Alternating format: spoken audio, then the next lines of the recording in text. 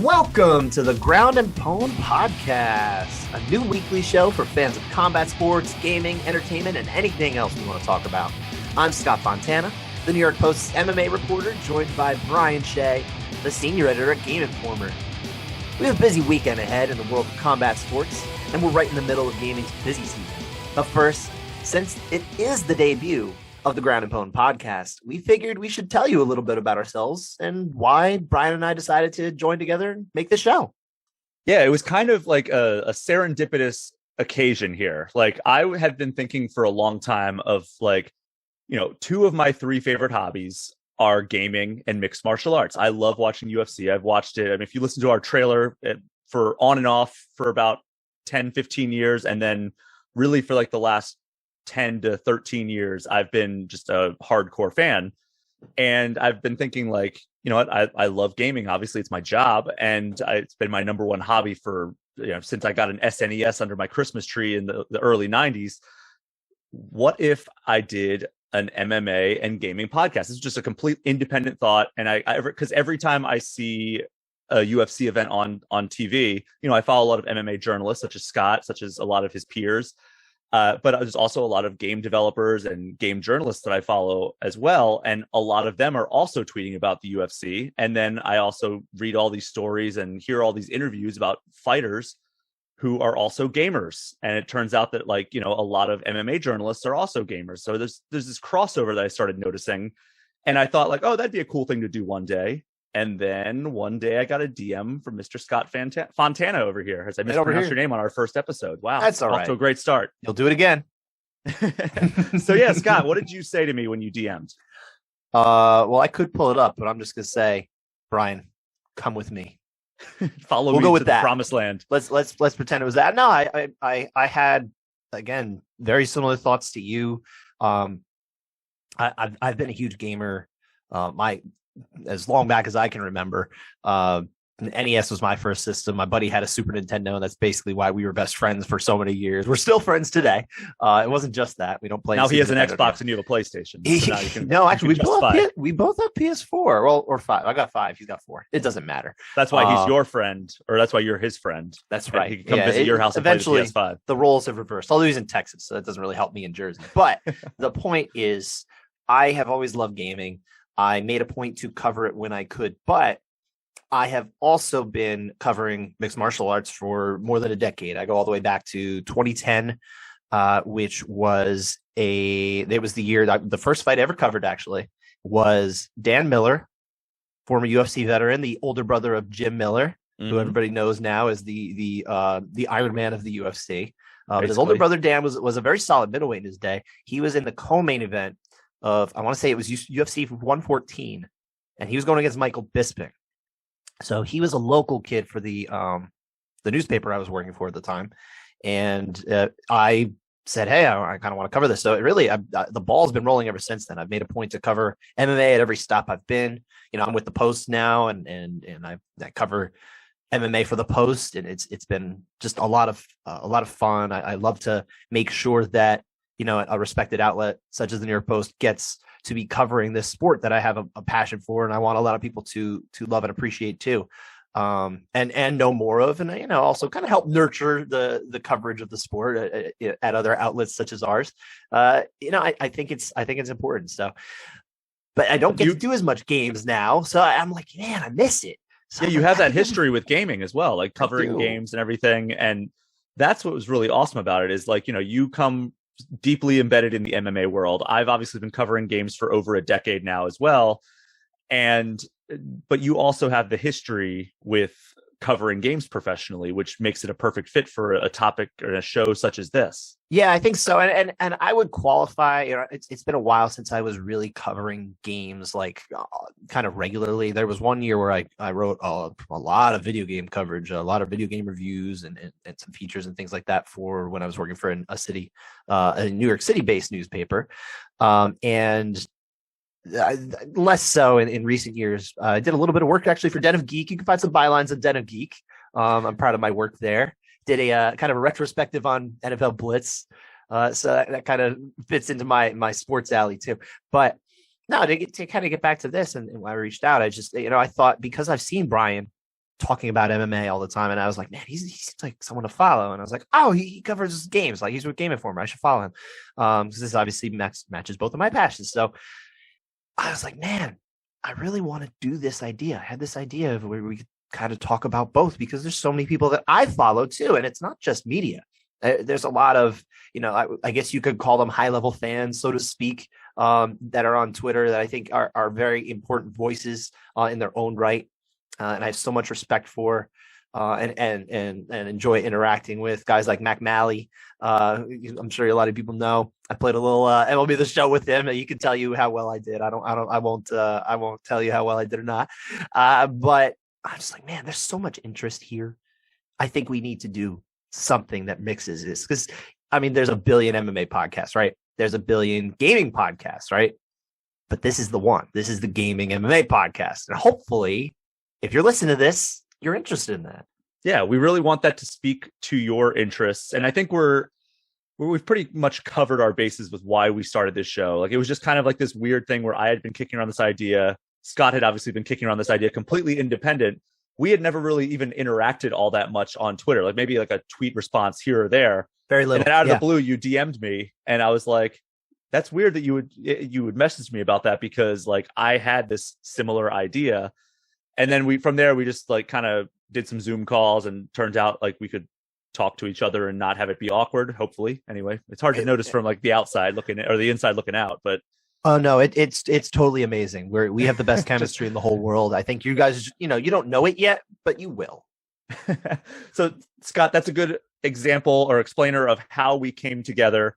But we have 3 questions for each of us, and that is going to help the listeners get to know us as fight fans, as gaming fans, and then one that combines the two worlds. So it's like a little bit of a Rorschach test that we kind of came up with on the fly. Little bit. This is literally thrown together moments before we hit record. That's true. That's true. I thought about it when I was on my way to pick up something at the store right before this. So this came right out of here. So why don't you, Brian, why don't you pick the question for me first? All right. So the first question that I want to ask you is, who is the best Gen 1 starter in Pokemon? Best Gen 1 starter in Pokemon. Well, I have a very definitive answer on this. And if you disagree with me, you're just wrong. I'm sorry about that. But the answer is Squirtle. Squirtle is by far the greatest Gen 1 starter Pokemon. And why is that? Have you ever seen him wear shades? Yeah, I have. It's awesome. That is, I don't know that I need to go any further, but I will say he is an adorable turtle / squirrel. He's got a great smile. He turns into a really awesome turtle at the end, actually a tortoise, a Blastoise. Even. Yes. And on the way, he's actually a war turtle. Yeah, I don't like war turtle. You know what I will say? I never loved the wings kind of thing that was going on with him. That wasn't my favorite setup. I like when he gets out of that kind of that teenage phase and he moves on to adulthood as Blastoise. It's much better. So I will say there's no bad starter in Gen 1. There are bad starters in other generations of Pokemon. There are no bad starters in Gen 1. But I'm going to tell you, Squirtle is my number 2. Okay. Number 1 but wrong. Is Charmander because of Charizard. Charizard is so good, so cool, so iconic, and he will burn your stupid pet alive. I will say that of the final evolutions from Gen 1, Charizard probably is the best. Yeah, he's like I'll give you that. Little mini dragon, even though he's not a dragon. It's not classified as dragon. It's not fair. He should be a dragon. So I will say this. I'm gonna do a shots fired here right now. Shaheen Al-Shotzi, are you listening?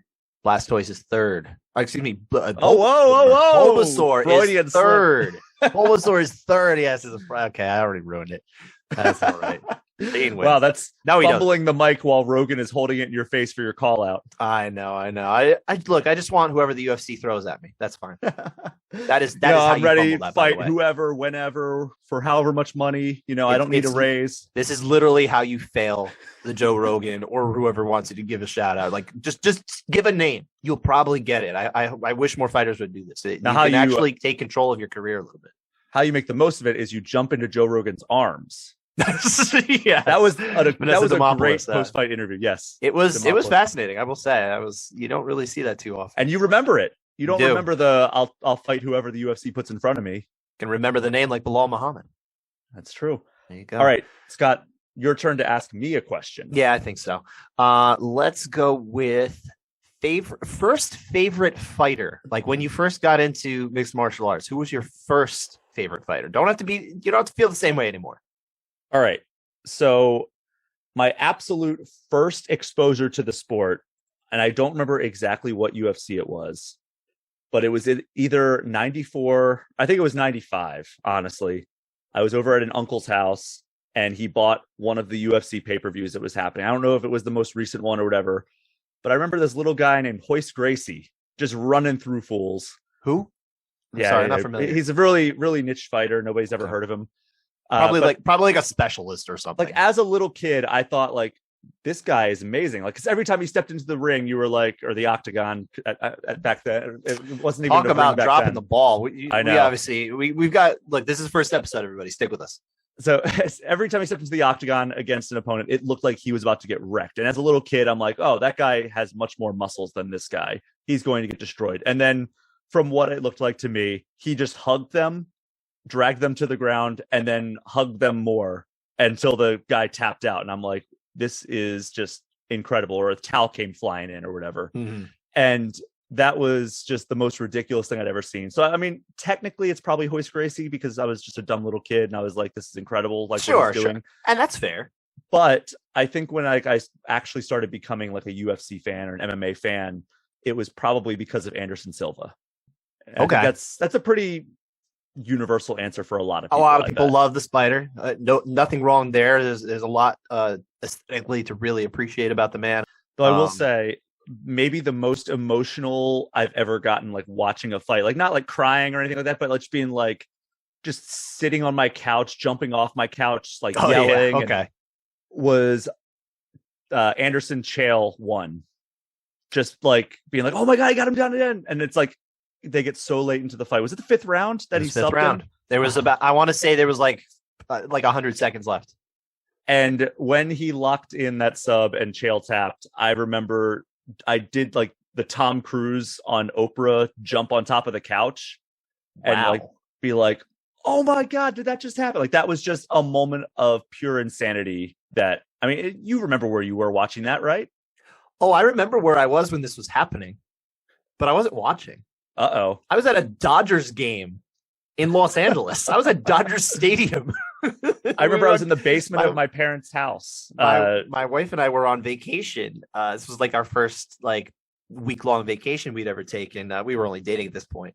But yeah, I was there. But look, my commitment was strong. I did not have a smartphone, but I had a phone that had some form of phone internet. Do we remember this kind of phase where it was like sort of proto phone internet, but it wasn't really made for that? Yeah, it was like the LG Touch. Yeah, it was that type of thing. I had one that was like kind of the clamshell that opened up and had a keyboard that you could hold sideways. It was one of those deals. I forget which one it was. I actually really loved that phone. I kind of miss the fact that phones are not like that anymore, but I digress. I'm sitting there in the middle of a baseball game and I'm enjoying this game. It was a solid game. I love baseball. I love being Who were they playing? Ballparks. They were playing the Brewers that day. Okay. Scott Podsednik, I think, stole a bag. Although maybe I'm mixing everything up now at this point. But what I do remember very vividly is sitting there refreshing MMA Junkies live results thing that they would do, and they still do these. Pretty sure. I don't look anymore, but I think they do live blogs. Yeah, I would say they do. They must, right? But shout out to Junkie. They do some pretty good work there too. But I'm sitting there, I'm refreshing, and I had picked Chael to win this fight. Actually, I thought Chael was going to win. I really did. And I'm watching. It's like, oh, he wins the round. He wins another round. He wins a big round. I'm like, wow, oh my God, it's really going to happen. And then all of a sudden I refresh it one more time. And I'm like, he lost? He lost? So it defeats Chael Sonnen round 5 via armbar. I couldn't understand. It was so wild. And by the way, right? I just looked. It was 3:10 into round 5. So there was 110 seconds left. Was it an armbar or a triangle choke? A triangle armbar. A triangle armbar. Okay, so I combined them. A little bit of everything. Yeah. But anyway, But, so Anderson... Chael didn't tap. No, he didn't tap. Just watching... Well, he's never lost, right? Never lost. That's his shtick. Yeah. but yeah, watching him, Anderson, that is, just dismantle the middleweight division in all of his title defenses, and then challenging Forrest Griffin, and just literally the pinnacle of Anderson Silva is Neo, was just incredible and instantly made me more interested in the sport. You know, like kind of watching him come up, watching John Jones come up, and then that kind of carried me until we got to like the Conor and Ronda phase of the UFC. And then from there, it was just like, okay, I'm just watching everything at this point. Yeah, sure. But we have one question left, Scott. Well, I didn't give my favorite. You don't care about my favorite? No, I don't. Oh, all right. Fine. I guess moving on. Tell the audience, they might. All right, fine. I will tell you my first favorite fighter. Now covering the sport as much as I do, I try to kind of keep that out of it. But there's still an admiration for this man, and that is Lyoto Machida. Oh yeah. The first event I ever watched was UFC 84. Ill Will. Back when they used to give those subtitles. You remember those? I miss those. I missed them too. I want to say it was actually The Athletic, maybe even Sean Al-Shadi, who had done like kind of a look back at that like a year or two ago, back when The Athletic had a really amazing MMA team before my God. But to get back to the point, Lyoto Machida fought Tito Ortiz that night.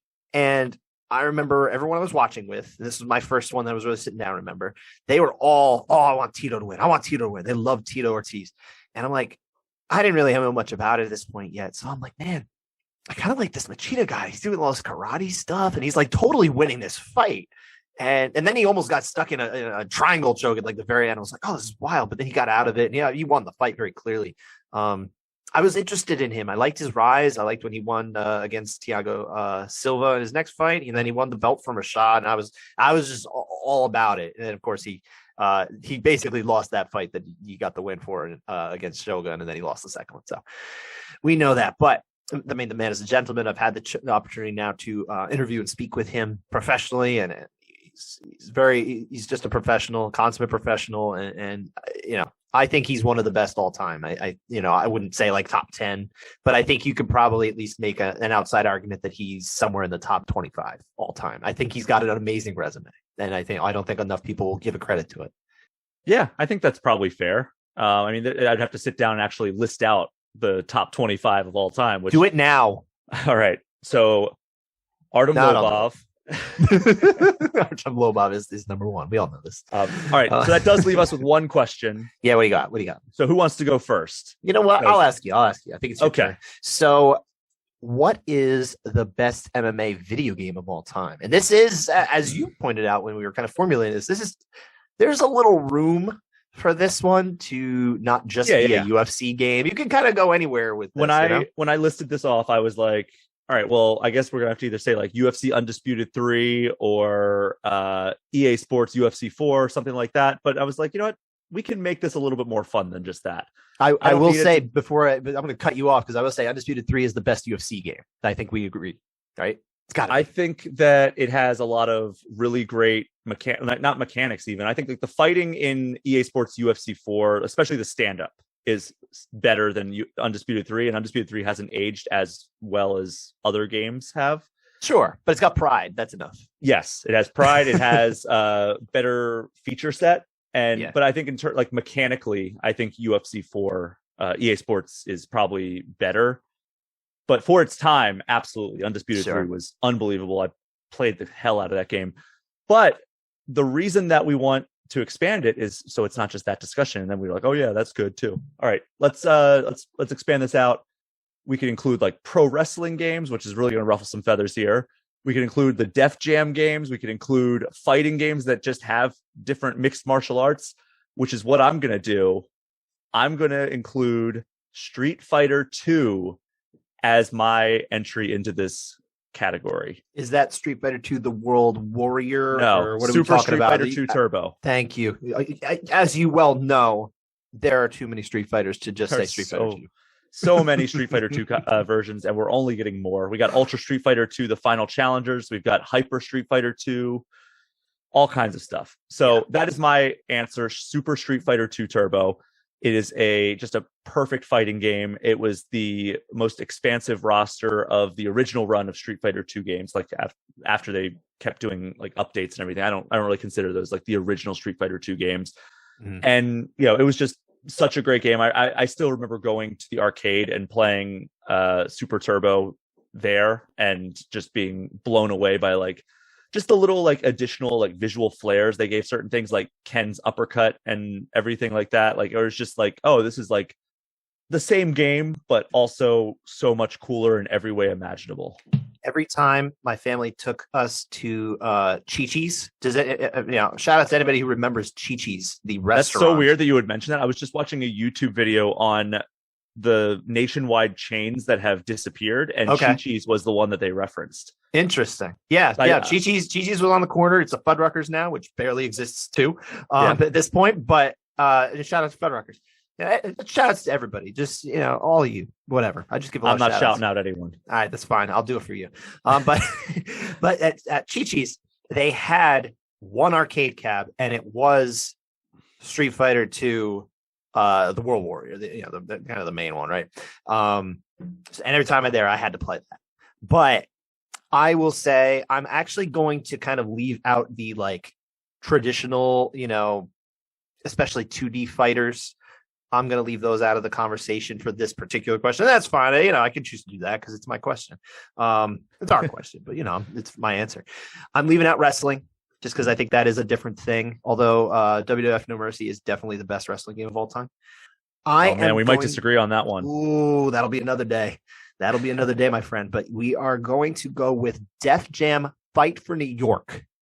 Is the greatest mixed martial arts game of all time. And I have said this many times. There's record of it on social media. This is definitely my definitive answer. I think it is really the first time that we saw, let's say, a mass marketed game that really showed like an MMA type of thing where it was like you were in an arena of sorts, and it was there was, I believe, a cage in the game too, if I recall.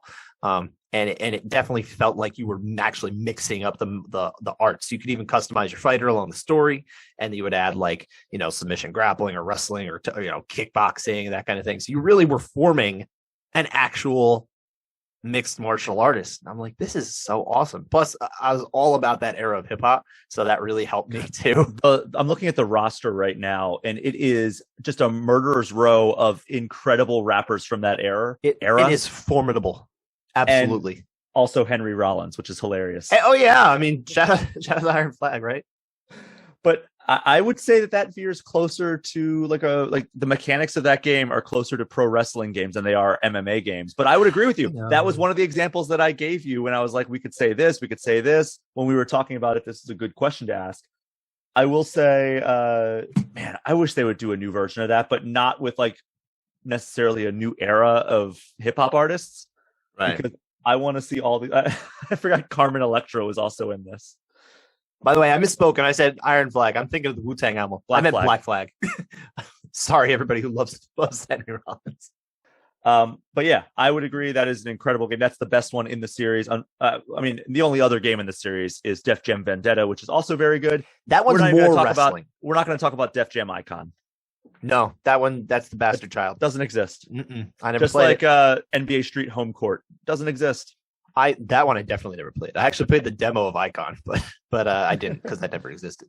I think hopefully that gives everybody a little bit of an idea kind of where we come from, what we're thinking about going into this. But we are going to move on because we do have a very busy fight weekend this weekend, as we mentioned. It is, I mean, almost everybody is in action. Really, we've got UFC is on Saturday alongside Bellator. We have Eagle FC, obviously Khabib's promotion, Khabib Nurmagomedov. Wow, you sounded like Joe Rogan this past Nurmagomedov. And one championship are both on Friday, but one is in the morning. So the only one of like kind of the major, I guess, promotions, and I don't even know if Eagle deserves in that conversation just yet, but of the majors, we're only talking about PFL not being mentioned because PFL Challenger Series might as well not exist. But we are going to talk about PFL a little bit here because probably the biggest news that has come in the first part of this week has been Kayla Harrison re-signing with the PFL. Yes, absolutely. And I was able to actually be one of the first to report that news is official on Tuesday morning. PFL tipped me off to it. I was able to reach out to Kayla as well and get a quote, which was really great. So yeah, that shout out, of course, to, because we're giving shout outs all over the place, to Ariel Hawani, because he actually broke the news that that was like what, last week or 2 weeks ago? It was a week ago Tuesday. It was March 1st. He broke that in his Substack. So good job on Ariel being ahead of the game on that one, because it sounds like what happened was there was a contract that was agreed upon with Bellator and PFL having the right to match. They matched. From what I understand, it is incredibly lucrative. You're hearing this reported, and everything I've heard confirms that. So, I mean, you can't really feel that bad for Kayla in that sense, but at the same time, there is a very distinct feeling that she is giving off, that she wanted to fight the best in the world, which was either Cyborg or Amanda Nunes, with the UFC not having as competitive an offer financially. That was Chris Cyborg, and she doesn't get to have that fight just yet. It's unfortunate for her, but I think at the very least, there's going to be more competition in PFL this year. Julia Budd is there, who came from Bellator. There's a bigger measuring stick for Kayla Harrison.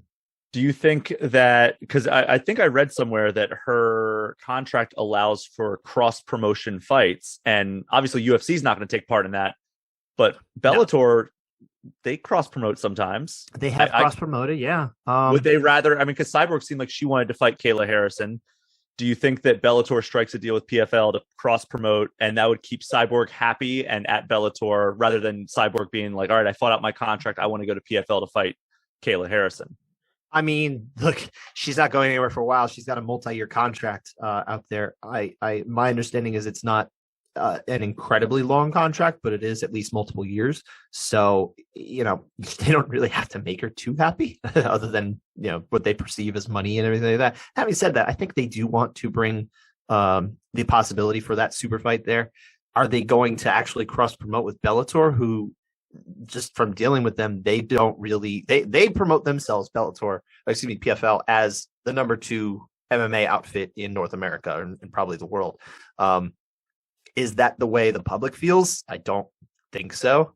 And I don't think the numbers or even Google traffic or anything like that really matches that. But that's how they see because themselves. I mean, they're second to One Championship, right? Who gets 79 billion viewers every show. One Championship is the worldwide leader in mixed martial arts, and don't let anybody tell you different. Yeah, the press releases even the that I get them at Game Informer. I get press releases talking about the unbelievable, unprecedented viewership that One Championship gets. Yeah, it's amazing what you can do when you just hit refresh.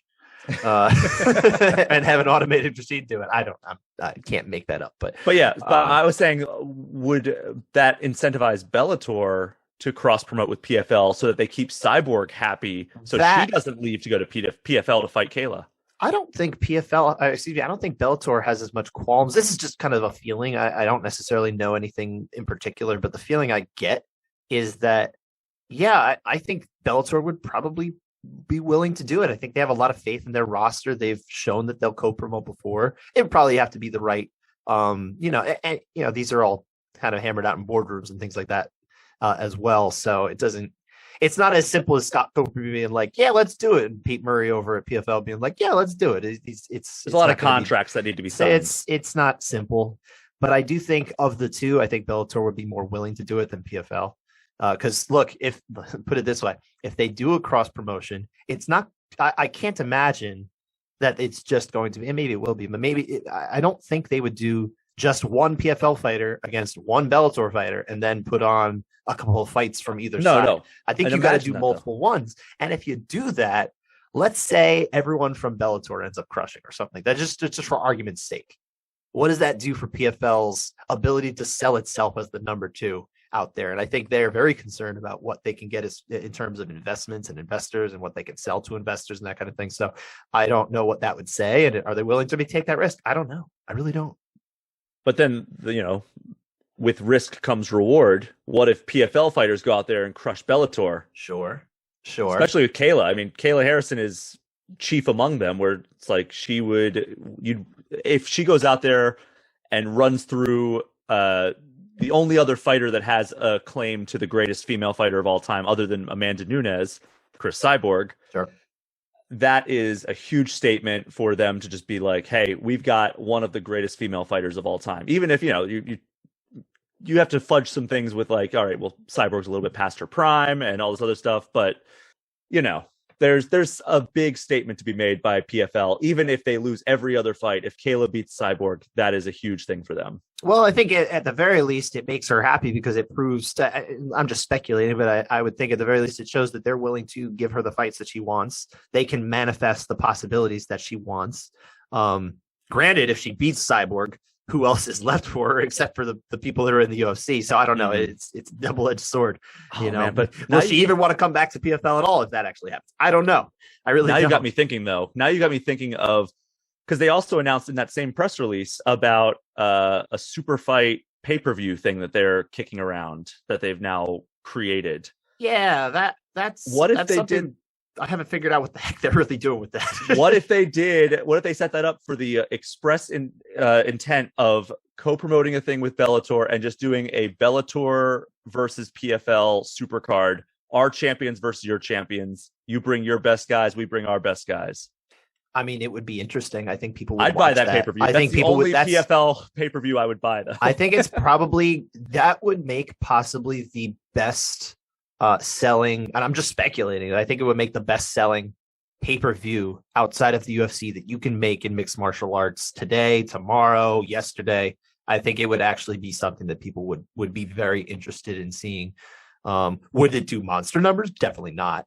But I think the bar is actually not very high in this. I want to say Affliction might have done like 100,000 for one of their two shows, which is actually pretty big for a non-UFC show. And I'm going to lump that it was technically WEC, but it was obviously there was some weird promotion back in 2010 with that because of contracts. So there really isn't anybody else out there that topped 100,000. So I think if they were to get 150, I think, and maybe I'm wrong, maybe I'm misremembering how Bellator did in its one pay-per-view, 200 buys would be like phenomenal, I would think, and that would be very interesting. I don't know if they get that. What is the appropriate price? Say that dream scenario comes to fruition. We've got a 12-fight card, all the champions from PFL, all the champions from Bellator coming together, one fight per division. What's the appropriate price for a pay-per-view like that? The appropriate price? I mean, I'll just throw a number out there. I don't want to spend a whole lot on this, but I do think you're at least talking about something that gets close to the quality of UFC. In that terms, I don't even know if it's really there, but it's close. I'd pay $60. I would probably have to do it anyway for work, but like you're not bound by that. You don't cover this. We talk about it on this show, but I would give you a pass if you didn't want to do it. I would say $60 sounds fair. What do you think? You get me. I mean, obviously there's going to be injuries. There's going to be scheduling conflicts. Forget that. Some of those just pretend nothing happens. Okay. Dream scenario. All the PFL champions are fighting all the Bellator champions. I would probably pay the same price I pay for a UFC pay-per-view. You go all the way to 80. Okay. Or 80 with tax. 80 with tax. I mean, because it's top to bottom, that's probably a higher quality card than we get in most UFC pay-per-views. Obviously, it's not as top heavy as a UFC pay-per-view where you're not getting 3 world-class title fights in that sense. Like you're not going to see any Kamaru Usmans or Israel Adesanya's on that card, but you are going to see hypothetically or theoretically pretty competitive fights, I would hope, and names that we all recognize as people who are interested in the sport, even if we don't watch every PFL or every Bellator card. Yeah, I think you would get. I think that obviously the Cyborg and Cyborg and Harrison fight it's enough to support that. I think it really is a draw. I was actually talking to my wife about this. I do think that she is the absolute. I think this is the best fight you can make in MMA. It basically the best women's fight you can make in MMA has to do with Kayla Harrison, whether it's against Amanda Nunes or against Chris Cyborg. I think she's the center of all that. Because I don't even think a third fight with Valentina Shevchenko and Amanda Nunes would do that much either. I don't. So we're talking about the best super fight you can make is absolutely there. That's what I think. Yeah, I don't think that. I mean, I would love to see Nunes and Shevchenko go again. I think that honestly, the best thing the UFC could do right now that Nunes is currently not champion, give Shevchenko the chance to claim the 135 belt against Pena, and then Nunes fights whoever wins that. I think that is the best path. That way, if Pena wins, she is like cemented as a legitimate bantamweight champion. Not that she's not already, but in the eyes of a lot of people, it's like, all right, well, Nunes came in, had a bad fight. Sure. But if she takes out both Nunes and Shevchenko, she is a bona fide champion that nobody can deny at that point. Yeah, no, I think so. If Shevchenko wins, she gets double champ status and you get that rematch. So I think that is the best way that the UFC could approach the situation right now. It could. And of course, we're talking about, hypothetical scenarios in here. And like we said, we do have a very busy weekend in terms of fights. I don't think we need to go deep into everything, but I'm going to rattle off the headliners for each of them. And then I want you to tell me which of these, just of the headliners, forget about what's out on the card, the rest, which of the headliners actually is the most intriguing to you. We got Thiago Santos and Magomed Ankalaev at UFC. We've got Mads Burnell and Adam Bortz. They are headlining Bellator. Kevin Lee and Diego Sanchez are doing the inaugural super lightweight title fight for Eagle FC. Mm-hmm. And Ton Lee, and I'm sure I'm saying his name wrong. I'm not very good with that, but against Gary Tonin, Jersey guy, by the way, is the one championship headliner. It's a lightweight title fight. So these are all intriguing for me for different reasons. Mm. And originally I said I have no interest in seeing Diego Sanchez fight anybody, let alone somebody who is so close to their prime like Kevin Lee. Say what you want about like the end of his UFC run, but he is still a lot closer to his prime than somebody like Diego Sanchez. And we did not like at all how Diego Sanchez and like the circumstances in which he exited the UFC. No, it's kind of bad for a while, especially with the outside the cage stuff. Yeah, for sure. So I am not interested in that as a pure fight, but as a fight that is taking place at 165 pounds, I am hyped because I think that is long overdue. I think that the jump from 155 to 170 is substantial when you're down at that size. And look at how deep both 170 and 155 are. You could easily take those fighters and form a 165. And then look at all the amazing fights you could have out of that. Like all the former 155ers that have gone to 170. Like so that's the main reason that I'm interested in Lee Sanchez. Everything else, I'm not super interested in that whatsoever. But I will say, looking at the main events, I'm going to go Santos Ankalaev. Okay. And I think that has a lot of action potential. I know Santos has kind of been, even I'm just trying to think of like what fight is going to be the most fun to watch. And Burnell versus Borch could be good, but I'm going to go Santos Ankalaev. I think Santos is feeling the heat. I think he needs a win here. And I think that Ankalaev is definitely on the rise. I think probably Santos needs a win just at any point, just because he really wants to stay in that, upper level of the division. Yeah. And obviously he's got a hungry up and comer in Ankalaev. That one at least has a lot of impact on kind of the world stage because, maybe Ankalaev could work his way up to a title shot not too even long from now. I do think the most entertaining of these four fights is going to be Burnell and Bortz at Bellator. I think if you were just to look at the four after this week, and maybe we should do that, even briefly next week, just kind of say, hey, how do we do with this?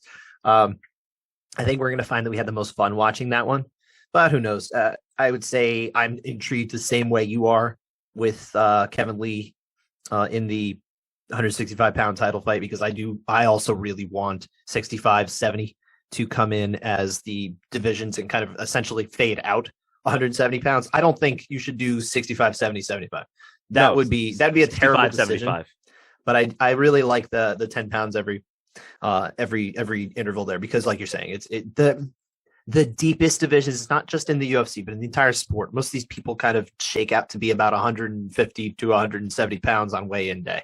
I think you can probably, I don't want to say cannibalize, but you can do enough to split that up a little bit without actually losing the depth there and the interest at these divisions, which have, they often get very gridlocked. We have so much talent there that doesn't even get the chance to fight. How long before, Tony Ferguson finally got an actual title shot, or even an interim title shot, because he didn't actually get a legit undisputed title shot. Yeah. He would have potentially if things were split up a little bit more. I would have liked to have seen that. So I'm okay with that. But yeah, that should be like Kevin Lee by murder. So I don't really, unfortunately, I can't get that excited for it. I hate to see like an OG like Diego go down like that. I would love for it to be competitive. I will say looking at the overall cards, I am beyond bummed that I will be on an airplane for the entirety of the main card of UFC. Okay. Because that main card is pretty great if we're looking at it. Sure. Like even the opener, Alex Pereira versus Bruno Silva, like that's going to be action packed. Yes, it will. Dober I'm versus very Terrence interested to McKinney. see where Pereira goes. I know Terrence is taking it on short notice, but like that should be a really fun fight. Khalil Roundtree versus Carl Roberson should be great. And then like the top three. I mean, I think Thiago Santos versus Magomed Ankalaev might be my least interesting fight on the main card. Like I think Marlon that's fair. Moraes versus Song Yadong is just a banger. I know Marlon's on this huge skid, but like he had Merab on the ropes for like 2 straight minutes. And then Sadiq Youssef versus Alex Caceres, that is a banger as well. Like all of these fights on the main card are like, I would watch every single one of these no matter where they were. And then also the I guess you want to call it the prelim main event. I do want to give a shout out to Matthew Semmelsberger, who's from my hometown. No kidding. Yeah. Since you're doing all the shout outs, I figure I would. Yeah. Well, I thought you weren't doing any, but yeah, that's okay. Everybody gets one. Everybody gets one. You used up the quota for both of us, but I snuck one in. There you go. And also worth noting, Chris Moutinho comes back from his spirited performance, we'll call it, against Sean O'Malley. I'm glad you mentioned him too, actually, because I'm going to shout out Alex Bahunin, another MMA reporter. He does a series called Humanizing Athletes, where he'll talk to fighters and it's got just kind of like a stock questionnaire that I think they fill out. And one of the questions that I'm always fascinated in, and I'll always share his stuff when I get an answer that I like. One of the questions is favorite video game. So he had Chris Moutinho do this one, and it just came out earlier today. This is Tuesday, we're recording. And the 2 games that Chris Moutinho named were Kingdom Hearts and Final Fantasy X. So this is a dude who loves his Square Enix RPGs. Yeah, I'm with him on Final Fantasy X, but Kingdom Hearts I can leave behind. It's all right. I have tried, like, in my life at least 3 times. I think it's only 3 times, but it actually could be more, to try and get into this game. And I keep Kingdom Hearts? And I keep getting to I'm going to describe it terribly, but essentially it's like a dark city. It's like one of the early levels. It's one of the very early levels. Maybe even the first one after the island, right? And I'm wandering around and I'm getting lost and it's so like empty and stuff. I'm like, this just isn't fun. I actually am not enjoying it. So if you love Kingdom Hearts, I'm sorry. I really do want to love it, but I can't get far enough to try and find out if I do. So Scott, that is a perfect segue into our other main topic of this podcast, which is gaming. Yes, it is. We will do that a lot. There's not a ton of like earth-shattering news right now. Unfortunately, we're recording this before the PlayStation State of Play, so let's react in real time to that right now. Wow, can you believe all the stuff they said? Oh, dude, that was so crazy. I can't wait for God of War Ragnarok to come out. I'm still processing what I saw at the State of Play, but I don't know how I feel about it yet because I don't know what I saw. Well, it would be interesting if they showed that. I think this is meant for third-party publishers based out of Japan. So that would be interesting, I think, if they showed God of War. But again, they did say there were other things on top of that. So I literally always hope that I see God of War. I understand something about me. If you don't know me that well yet, God of War is my favorite video game franchise. I don't know that it's my favorite game. I don't know I could pick one particular game from the franchise. What's the best God of War game? Is it the most recent one, 2018? I think probably the best one really is the new one. Yeah, I mean, it spoke to me as a father too, because I've got 2 kids.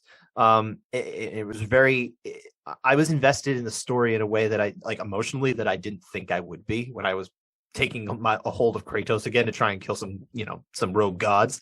But I would say of the old set, I really thought that 3 was just phenomenal. The scope, the scale of it everything was amazing.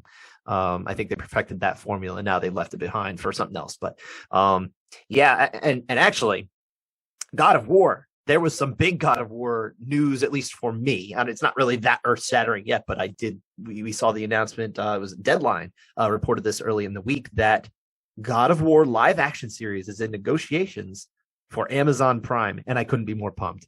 Oh man, that has such potential, right? Because like PlayStation's been on a roll with its adaptations. Mm-hmm. We had the Last of Us series coming. We just got Uncharted.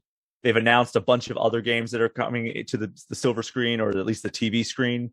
And if they pull off a God of War live action series through Amazon Prime, I would be so stoked. The question is, would they start with Norse mythology, Greek mythology? I mean, you got to start with Greek, right?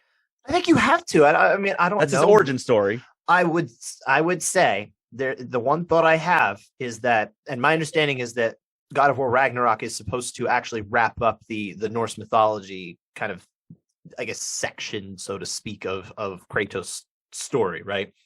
But they did seem to introduce the concept of, everywhere you go, there's all these, pantheons of gods or whatever. So I wonder if, and I'm just totally throwing an idea out there, maybe they would just say, let's put him in TV somewhere else entirely.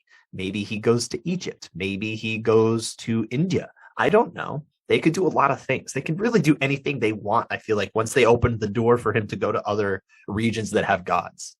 I imagine it would make so much sense for them just to start in ancient Greece. Yeah, I agree.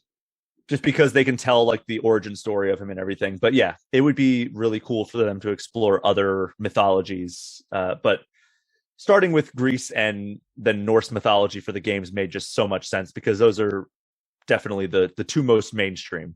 I would say that I do hope they start with Greece, because I do think they can take the stories that they were telling over those first 3 games and kind of let's say mature them a little bit and give a little bit more of that emotional resonance that we were able to get in the most recent God of War for PS4.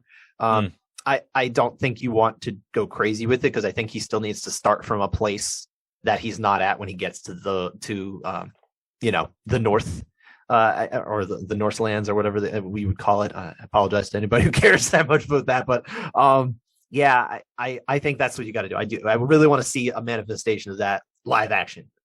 For sure. And that's supposed to come out later this year, at least as of this recording. The game. Yes, the game, yes. Not the show.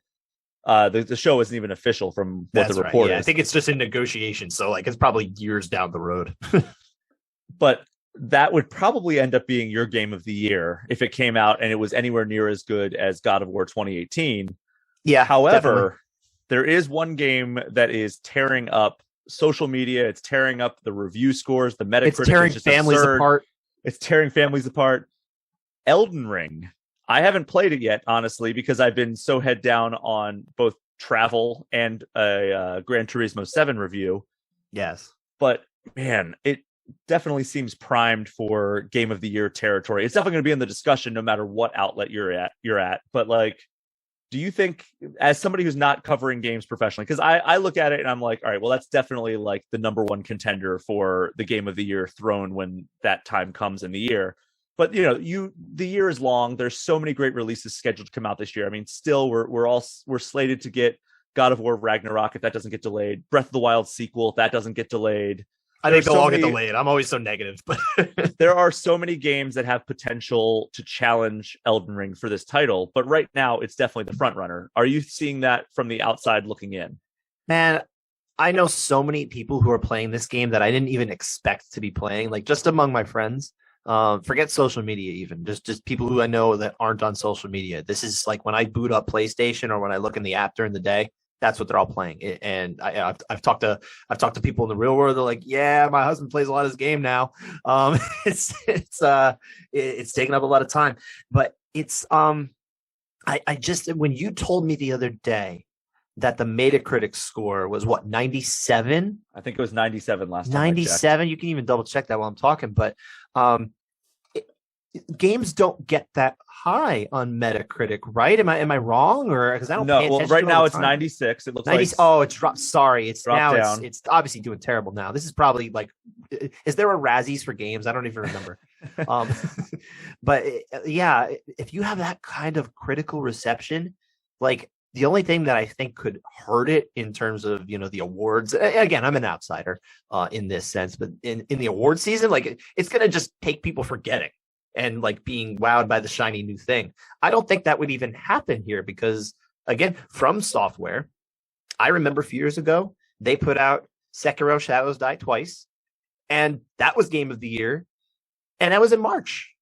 So that was Game of the Year through the Game Awards. Yes, yeah. Obviously, there's a pantheon of outlets and but from what I understand, that was out. actually a pretty different choice from most outlets. What year was that again? I want to say it was 2019 or 18. I think 2019 we gave it to Control. But I'm looking at Metacritic's top scoring video games of all time. Okay. And there are so many that are at 97 and 96. So Elden Ring currently is 31st all time on That's Metacritic high. The number one is Legend of Zelda Ocarina of Time with 99. Number two is Tony Hawk's Pro Skater 2 with 98. And then there are three other games with 98. GTA 4, Soul Calibur 1 on Dreamcast, and GTA 4 on Xbox 360. So the first one was PS3. So that's also including multi-platform. But then 97s are like Super Mario Galaxy, Mario Galaxy 2, Red Dead Redemption 2, GTA 5. So Red Dead is amazing, by the way. There are games in front of it, but even counting multi-platform releases, it's still pretty high up there. It is, and you're naming games that go all the way back to N64. We're going a long way back. We're talking 24, technically 20. This would be the 25th year because we count 98 to be counted in there. So to be 31st in 25 years means you're on average number one or two. Yeah, and usually one. It's wild how well received it was. I remember when our reviewer Dan at Game Informer told us he was going to give it a 10. Like, he's like, all right, I just beat the game. I beat like the secret final boss or whatever it was. He's like, this is definitely a 10. No spoilers, everybody. I was like, what? Yeah, we try to be sensitive to spoilers on this podcast. I am incredibly sensitive to spoilers. You can trust me. I'm gonna earn your trust. I know I will. And we're gonna get into that after we finish talking about Elden Ring. So he was like, yeah, I'm giving this a 10. I'm like, what? You didn't even give Bloodborne a 10. I think he gave that a 9.75. And like, he loves Bloodborne. So I was like shocked. And then I was like, there's no way. Like, he must be like the outlier. Like, there's no way this is a 10, like compared to the other. And then everybody else was like giving it like 10s, 9.5, 9.75. And it was wild to watch that embargo lift and see all the review scores hit at once. So I think it's going to win a lot more Game of the Year awards than it's probably going to lose. Whether it's going to be like one of those like weird unanimous years, I think that is probably going to be, it's possible. Especially if a lot of those bigger games later on in the year get delayed out of 2022. Like, that's true. That would be a huge thing. But I mean, the path is there. It's like I've said before, to kind of harp on our MMA side of this as well. It's the number one contender. It's kind of the uncrowned champion. It's the Dominic Reyes fighting Jan Blachowicz. He's the uncrowned champion. And then, Breath of the Wild sequel comes in and knocks him out. I'm gonna one up your MMA analogy here, and I'm going to say it's Khabib in the years before he won the belt, because I've been telling everybody for years that he was the number one lightweight in the world. I didn't care that he didn't have the belt because he just so thoroughly impressed me against guys like Rafael dos Anjos, who he beat, and then very shortly thereafter, Rafael dos Anjos wins the belt, and I felt very confident that if they were to have fought the next fight, that Khabib would have beaten him and he would have been champion for many years, and that we really would not have seen an actual Conor McGregor lightweight title reign. This is my theory in the alternate universe. Well, where my alternate Khabib universe, didn't get hurt. Yeah.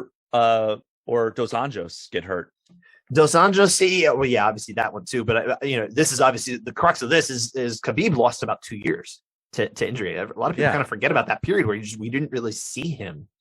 He had weight cut issues that I think cost him part of that as well. He was supposed to fight Tony in one of the 10,000 times that he and Tony Ferguson were supposed to. I hope they I don't even want them to tell us. Like, it can actually be more legendary if they do this like behind closed doors and no one ever learns. But I hope they fight somewhere somehow. It would make the universe be better, I think. I would love it. I mean, I think that so going back to before we transition here, going back to your thoughts and feelings about Khabib before he was the actual champion, he was getting all the dues that he rightfully deserved. What is your sense on Islam Makhachev? My 2 cents on kind of where he sits in the. Do you get a similar feeling as? Do I think he's like an uncrowned champ kind of situation? Yeah. It feels different just because I think the circumstances surrounding Khabib were a little more unique because I got this feeling because he had already had that win over Rafael dos Anjos. This was more of a feeling, look, there's some MMA math that kind of gets equated, involved in this equation here. So, take that for what it's worth. But I mean, I'm looking at at Khabib's record here, and he won the fight over dos Anjos in April 2014, and then he didn't fight again until April 2016. Came back against Daryl Horcher, who was a late replacement. They had to fight at 160 pounds. There's a little similarity with Islam Makhachev, though. We got some late replacements. Yep, a little late replacement, 160-pound fight. But they weren't fighting Nasrat Haqparast 2 weeks before, though. Yeah, I think the most unfortunate thing about Khabib is that he didn't get to fight as many top opponents as I think he could have actually faced and beaten. I think he was good enough to beat them. But his resume actually kind of doesn't live up to what I think his skill level was and the reputation that he built. So he's a funny case. And I know I'm kind of off topic of your question, which I'll circle back to, but when you look at his case as like an all-timer, I think you just look at Khabib and say, on any given night, when he was at his best, there was nobody who was better than him at 155 pounds. And in a way that I don't think anyone at 155 pounds has been yet. Maybe we'll see that again someday. But the resume is a little weaker, unfortunately. So to get back to your question about Islam, I think Islam is someone who's like just a natural, dominant, rising contender right now. He's got some interesting wins, but he doesn't really have any wins over the absolute very best just yet. So that's where it's like a little tough. No one's gone on and like done bigger things since they faced him. He's kind of knocked them down and moved forward. So it's a little different, but he's a phenomenal talent too. Could he be the champion by the end of 2022? Depends how much Dana wants to cooperate with that. But he's good enough to, probably. I don't know. I mean, I think that the path that I see for him is he's going to fight one more time. I think that we're going to see him face the winner of Oliveira Gaethje. I think we get one more fight out of Makhachev before he gets a title fight.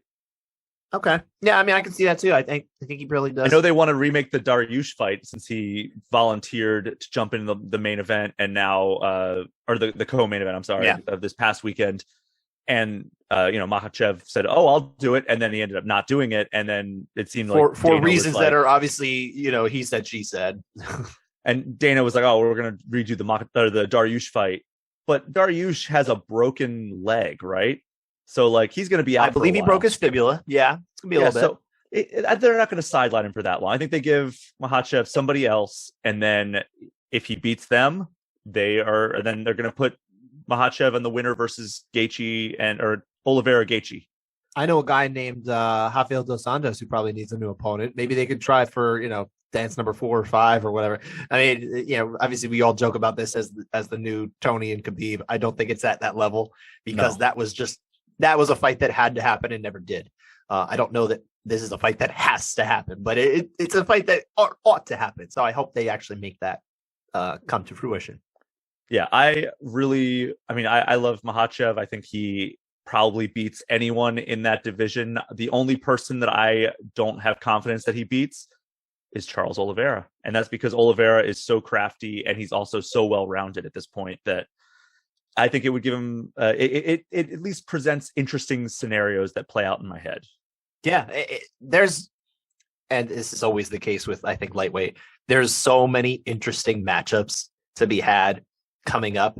There's no shortage of it. And that's why I almost feel like 165 pounds, obviously you would kind of lose some of that, but it does open up possibilities for these guys to become champions as well, open up new opportunities for them to make more money and better their situations and things. And I think there's nothing, if you like the fighters, I don't think there's much to be, if you want the best for the fighters, I don't think there's anything wrong with wanting a couple more opportunities right there. If you think there's too many champions, like some people do, okay, fine. Maybe we do get rid of the women's featherweight division, or some people would say get rid of flyweight. I disagree, but don't get rid of flyweight. There is merit to the argument. I don't actually agree with it, but I have to give credence to some of the things that are said for it. And now, we could go into that all day, but I'll actually hold that for another day. We're not going to go into too much Conor McGregor tweeted talk on this show. Please, I don't want to. However, what do you got? You see him tweeting title fight next fight. What if they do Conor versus Dustin for the inaugural 165 vacant title? That's the only scenario in which I wouldn't hate him coming straight back into a title fight. And that's because it wouldn't be taking somebody else's place. Because it could get Dustin Poirier a title too. Not everybody would hate exactly. that. So there's that. Exactly. I don't know. I guess I kind of, what would actually be interesting as a 165-pound title fight? You take one of the best 55-pounders and one of the best 70-pounders and you put them together. Maybe somebody who doesn't like someone, they've got a little bit of beef. Maybe someone who even called somebody out during the pay-per-view broadcast the other day. Maybe we put Colby Covington and Dustin Poirier together for the 165-pound inaugural title fight. And that is not going to happen, of course. We know that it's not going to happen. But that makes sense because you're getting one of the best at each of the weight classes. They're meeting in the middle, and there's already a storyline there. Like, how do you not hate that? Can Colby hit 165 though? Oh, I'm sure he could. He's not. What did he wrestle? Look, I don't know. But he was a wrestler. I don't know where he wrestled at, to be honest. But he doesn't seem like he is one of the most massive welterweights out there. That's fair. Think probably an extra 5 pounds, especially a wrestler like him, would look at that and be like, "Yeah, I could do that. Sure. Yeah, I can cut extra 5 pounds." Especially if it means taking on Poirier because he wants that fight badly. Yeah, I mean, it's for all intents and purposes, it's catch weight. Like you could probably find a way to make that happen, and then just put a belt on the line. I actually wouldn't hate that at all. But I do say, and I think I forget if we said this already, but if we do 65 and 75, you got to kill 70, right? It's got to you'd have to go to 75. Yeah, exactly. We'll that's not going to happen, of course, but I would like to see it. We're on the same page. Spitting hypotheticals this entire show. We're team 65-75. That's what I like to 100%. Team 65-75. You mentioned, kind of to go back to something you said before, you're talking about the fact that we believe in non-spoiler content on this show. Yes. And I support that strongly. I police it when I can, at least with the people around me. I'm not going to go on Twitter and kind of yell at you for it because, you're not going to care. But on this show, Brian, I think we have to talk about something that we talked a little bit about when we were kind of doing these dry runs leading up to this, was the Batman. Yes. I'm a huge Batman fan in general. Comics, TV shows, all that stuff. I don't read every single comic, but I think I have a collection that goes beyond just the typical classics that everybody says, and I enjoy it. I like pulling out from time to time. Love me some Batman animated series. I watched the Batman last week on Wednesday. It came out, so 2 days before its true official release date, I guess. We got to talk about it a little bit, but you have now seen it since then, so we actually can kind of discuss this a little bit. Again, spoiler free. So let's start with just, what did you think of the movie in general? Because you already heard me a little bit. Mm-hmm. So I liked the movie throughout its runtime. I think that I liked that it gave a lot of the scenes a chance to breathe. I think that, initially coming out of the theater, I was like, I don't know how I feel about that, other than the third act is phenomenal. Like, the third act is just one of the best, like, comic book third acts I've ever seen in my life. Like, there's some really great action, some amazing character moments, and their character moment is a spoiler, by the way. Please be careful. There's a very long motorcycle ride, which I don't think is a spoiler to say, but it hung on that scene for a lot longer than I thought it was going to. But I will say that I also I saw it with arguably the worst movie theater crowd of all time. The guy over my right shoulder was talking throughout the whole thing. The woman directly behind me, like, you would have sworn that, like, Tony Ferguson just made the Dana White privilege line, and then she was laughing like Dana White did at that joke. If you remember that press conference, and like every single time there was like action or any kind of like dramatic scene, she was laughing her ass off, and it was it took me out of the scene so many times, and it's such a bummer that happened. I do want to see it again at some point. I'll probably wait till it hits streaming because I think it's coming to HBO Max fairly soon. I believe the date is April 16th or 15th. It's a 45-day theater window now. That's what they're doing with the HBO Max and Warner Brothers movies. So they're giving 45 days in theaters. I'll just wait until then to see it again. I won't have to worry about anybody because I'll just be alone in my basement. But like without them, I started like thinking about like the movie as a whole, and I think it was incredible. I think that it's one of, if not the best Batman movies, and it's all anchored by all the payoffs that you get in that final act. I like that summation. And one thing I really like is that you did not bring up the, what's better, Dark Knight or the Batman, which is it's the thing that no one can stop asking. And it's so hard to I get quantify it. either of them. Dude, I get it that you can that people want to, especially for if you haven't seen it yet. They're like, is it better than The Dark Knight? I heard it's great. Like, dude, look, The Dark Knight is my favorite film of all time. It used to be Happy Gilmore, and then The Dark Knight came out and it topped it. And God, it's going to take something to top that. So I can't personally tell you that the Batman is better, and I don't. It's almost like an insulting question, and I don't mean that as a slight to the Batman, because when I came out, the first word that I tell everybody when they say, "How was it?" Phenomenal. I'm consistent with it. Phenomenal is the word that I just used to describe the Batman. I think it's. Oh, sorry. What do you want to say? I would agree with you. I think that as good as the villains, I'm saying I'm trying to keep it ambiguous here. Although we already know that Colin Farrell is Penguin, we know that Paul Dano is Riddler. But I will say that they both turned in outstanding performances, and neither of them hit the highs that Heath Ledger did as Joker. If we're going to really do the comparison thing, I think that yeah, but I get you. I think that they were in the same ballpark. I think I think Colin Farrell was fine. More than fine. I think he was great for the pure fact that you have a traditionally good-looking actor from Hollywood that I did not recognize and just basically saw the Penguin every time I looked at him. I mean, you got to give a lot of the credit to the makeup team there. They deserve consideration for an Oscar probably for that. I hope they're in the conversation for makeup and all that type of thing next year. I hope this movie is for a lot of reasons actually, but I think the standout acting performance, it wasn't necessarily. I think Dana was great. I thought he was great. Like I said, I would say strong is a good way to call Colin Farrell's performance. And I did think that Robert Pattinson was a very solid Batman. I don't think Batman's a role that's been really like freaking nailed on screen. Let's say even going all the way back to Michael Keaton, and it's not a slight. It's just I don't think anyone's passed for me, for my measurement, my subjective measurement. You don't have to like it. Is I don't think anyone's made like the definitive. This is the Batman, kind of the way that I feel like Heath Ledger made This Is the Joker. It's fair. I do think that Zoe Kravitz is the definitive Catwoman. I thought she was phenomenal. I am so glad you said that, because she stole the show in so many different scenes. I thought she was incredible. I also do want to give I had to bring up the IMDb page here for the cast.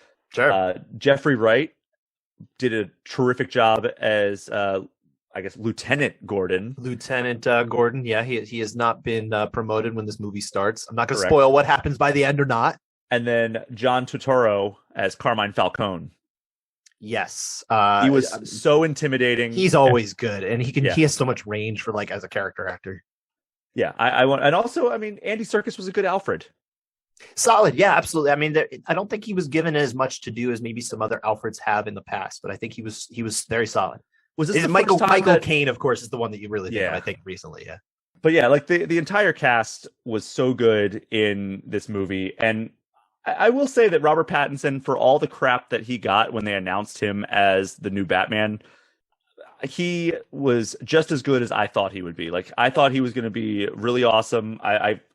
Everybody just saw, it's the Twilight guy joining the Batman cast as Batman. It's like, how's that going to play? And he did a great job as Batman. As Bruce Wayne, I think that we still need to to see a little bit more range from him in that, because we just didn't get a lot of Bruce Wayne in this movie. Did it bother you that Bruce Wayne was glittering when the sun was on him?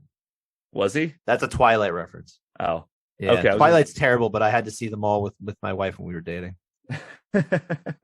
So I do remember this. Though it is I mean, again, no spoilers. Is there? I think it's the darkest Batman movie, both in tone and in lighting, because like there were so many scenes where it's just like nighttime and raining, and I think that's perfect for Batman. Well, and it's also perfect for all the homages they took from Seven. Yep. Because if you remember Seven, every night it was raining.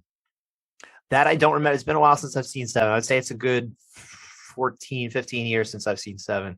It should only be 7 years since I've seen Seven, but it's been longer. It's been twice as long. So yeah, I highly recommend the Batman. I want to see it again. I probably won't see it again in theaters, but I'm glad I saw it at least the one time up on the big screen. But I am so excited to not have the movie theater goers in my ear the entire movie next time I see it. I gave very serious thought to going to see the Batman again tonight if there was like a screening at 11 o'clock at night, because we're recording at night. This is what we're doing. And I almost was like, man, could I do it? But I'm like, nah, we're pushed up against the show. I don't want to do that. And there was only a 10 o'clock show. So I said, that's not happening. I'm determined to get to the theater one more time before it gets to the streaming services. I really want to experience it again in theaters. So hopefully I get to. And I mean, I have a long-standing tradition of going to all the Batman movies right when they come up. It's happened every Batman movie since The Dark Knight. I went, I think, at the midnight showing for The Dark Knight. I went to a marathon when The Dark Knight Rises came out of seeing Batman Begins, Dark Knight, and then right at midnight, Dark Knight Rises started. Jealous. That was fun. That's awesome. And also I was an extra in The Dark Knight Rises, so that's another fun story. Yes. I've heard that story. Let's save that for a different day. Yes. I think we will be talking about this Batman again, because I love Batman, and I'll make sure. And yeah, there's going to be Batman news in the future. There's also spin-off series that are coming out of this. There's Batman. There's a Batman adjacent game coming out later this year. Yeah, and one of them I think got delayed to next year. Oh, or that's the rumor anyway. But anyway, I don't know if that's official yet. There's a lot of delays happening right now. Everybody. Hey, you know what? Like if you're one of those guys who gets like super mad at developers for games getting delayed, like come on, let them work. Let them not crunch for stuff. I'm very anti-crunch. I don't want that. I want people to have really healthy lives to make these amazing games, because it's just a game, guys. Like I want to do this to have fun, and these guys work hard to make a game that I have fun with. And some of these people they work way too many hours. So I'm very anti-crunch. But also I've gotten very used to the fact that when some of these games get delayed, it's because they work out the kinks and then they release them and they're phenomenal. Red Dead Redemption 2, I think, got delayed a few times. That you mentioned before is phenomenal as one of the top rated games. I love that game. Just imagine if Cyberpunk 2077 came out spring 2022 instead of holiday 2020.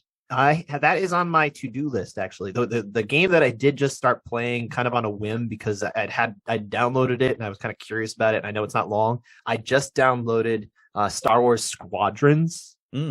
They gave it out free on PlayStation Plus a couple months back, and I was like, you know what, I kind of want to play that. I think I went to howlongtobeat.com, and it said like 9 hours for campaign. Yeah, it's not a long game. Yeah, I picked it up. I did the prologue, and I wasn't as into it as I thought I'd be, but I'll stick it out a little longer. I may not finish it even. I love the Rogue Squadron games back in the day, like on N64 and GameCube. Like those were super fun, and I've been kind of waiting for something to scratch that itch. But it didn't scratch that itch, huh? I haven't put enough time into it, I don't think. Okay. Like it was one of those games that kind of got lost to just not having enough time to play every single game. Like that's the thing. It's like MMA and like all sports for that matter, there's a finite amount of time, finite amount of major promotions you're going to watch, right? Like you can watch all of these events that we ran through, the 4 major promotions that are putting on shows this weekend, and it wouldn't take up your entire work week. Whereas if you try to play every game that comes out, you are going to be spinning your tires in the mud and then not getting anywhere, because there's just so many games at any given point. I was kind of doing that even when I was reviewing games a little bit in the past. Is I think I put too much on my plate, so it almost burned me out, and I scaled back, and it was much better. I'm so mad because I'm still on Dying Light 2. I need to play Horizon Forbidden West, and then I can play Elden Ring. And before that, I mean, it's just there's going to be a million other games that pop up before I get to them. That's true. Yeah, my backlog is formidable as well, but I can at least say no. You kind of have to check out these games from time to time. I mean, you're gonna have something's gonna come up and they'll be like, yeah, Brian, we kind of need you to review this, right? Well, that's what's happening with me right now is Gran Turismo 7. As much as I like it, it's also taking up all my free time. So I haven't been able to make any progress on Dying Light 2. And then I'm going to be on vacation next week. So I'm not going to be next to my Xbox or my PlayStation. I'll have my Switch with me, which is always fun. Like that's the revelation right there is the Switch and the ability to just play games, like console quality games on the go. That is the revelation. And I haven't gotten my Steam Deck yet, but I think I'm going to get the second iteration of that because I'm going to wait for any like kinks to be worked out of it. I don't have a large Steam collection, and I did kind of check the link that says like how compatible your collection is with the Steam Deck right now, and I didn't have nearly enough games that were like, yeah, you're good to go, especially games that I cared that I was going to play. So I'm like, I'll just wait. I can wait, but I am very intrigued by this. Yeah, for sure. For now, the Switch is all I need for my travels, but Scott, I think that might be a show. Is there anything else we need to talk about before we close out? Well, the one thing I did want to ask you is kind of, I don't know if you can say much yet because you have a review coming, but are you getting a good feeling out of Gran Turismo? I am. And actually, my review might be up by the time this publishes. I'm not sure. But I'm enjoying it a lot. It's the first one that's really hooked me since Gran Turismo 3, which was back on PS2. That one I was completely obsessed with. It got me into cars in the first, like I was obsessed with cars for like 3 or 4 years after playing Gran Turismo 3 because I got so into it. And like I was just like into like the collection aspect. I was into like knowing all the makes and models and years of all these different cars. I haven't kept up with that at all. Like that fizzled out like before I even graduated high school. But like, yeah, it's really good. It's not my favorite racing game, like even in recent history. It doesn't top Forza Horizon 5 for me. I think that was just a transcendent racing game where it's like this appeals to anybody who likes video games, not even just like racing fans. But yeah, Gran Turismo 7 is an incredibly solid racing game and a great new entry in the franchise. I will say, and I think you're right. I think it is probably just about time to wrap up. Before we go, I do want to mention that I did finally get the chance to knock something off of my backlog. A long one, Death Stranding. Oh, you've been talking about that for weeks. I've been playing it for weeks. Yeah, I mean, I went on a little vacation with the family at one point, so that set me back about a week, and then it was like, do I really want to dive back into this game yet? After I just went to the happiest place on earth, like, yeah, there's this place where you're just going to deliver packages, and there's ghosts around and stuff. I know I'm oversimplifying. I played the game. I know what it is, but yeah, I mean, it's not a game I would look forward to playing again. But I will say I hit very much a stride when I figured out that my favorite thing to do in Death Stranding was build infrastructure.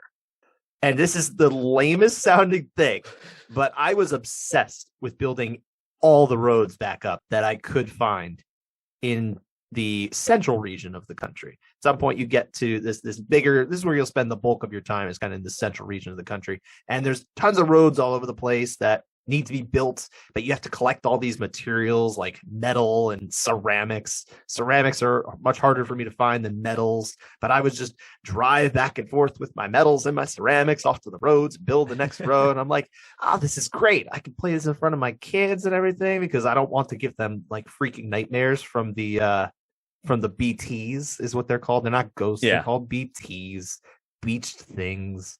It's so complicated in Kojima, but I think on the whole I enjoyed it. It's a chapter I'm not going to revisit ever again, and if they make a sequel, I'm probably going to skip.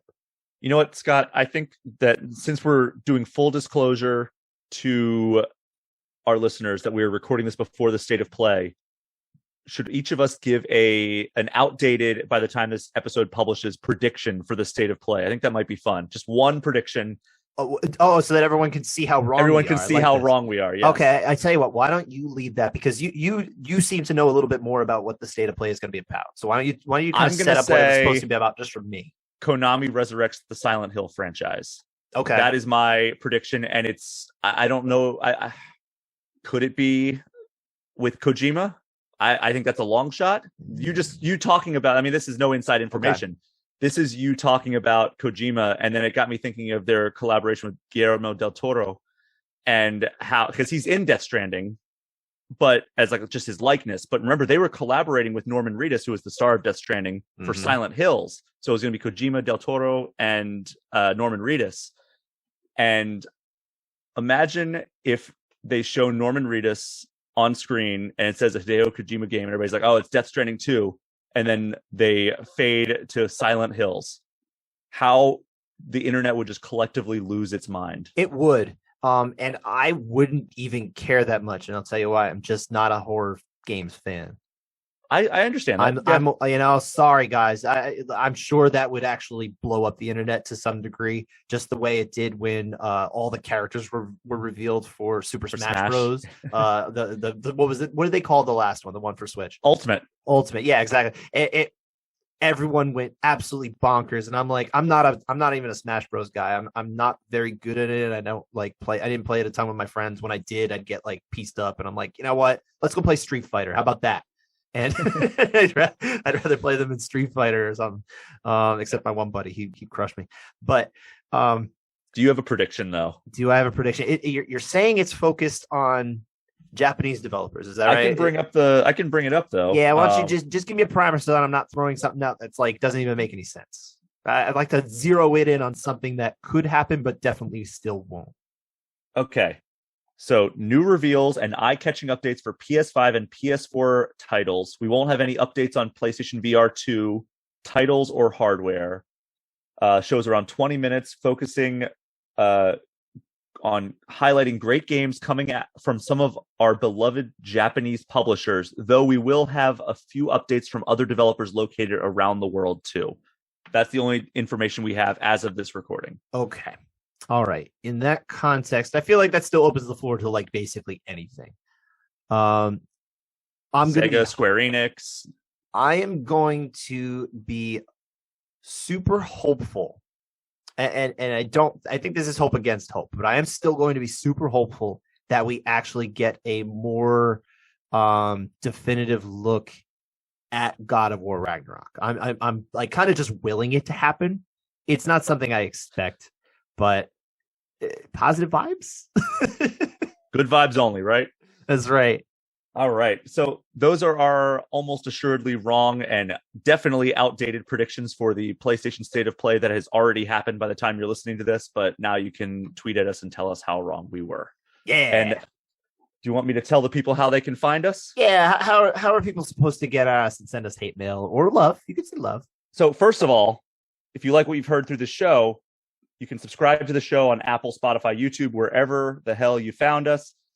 And trust me when I say that hitting that subscribe button on YouTube, hitting that subscribe button on your podcast platform of choice, leaving a 5-star review, or even just hitting the like button on YouTube, that helps the show grow. That'll get us better positioning on the charts. It'll allow more people to find our show, and it will let us continue to do this for as long as we want. But while you're at it, you can find us on social media at Brian Pichet, at Scott_Fontana on both Twitter and Instagram. And I think that's a show, Scott. Yeah, I think so. For the record too, if you really want to get at me, you got to find me on Twitter. Like I have an Instagram, but it's not the most active one. But yeah, I mean this is a show. You know, thanks so much everybody for listening. You know, if you want to reach us with questions, feedback, topics, of course you have our social handles. Anything you'd like to hear, just let us know what you're hyped about. Hit us up via email, groundandpwnedpod@gmail.com or at groundandpwned on Twitter. Until then, enjoy the fights, enjoy the games, and we'll talk to you next week.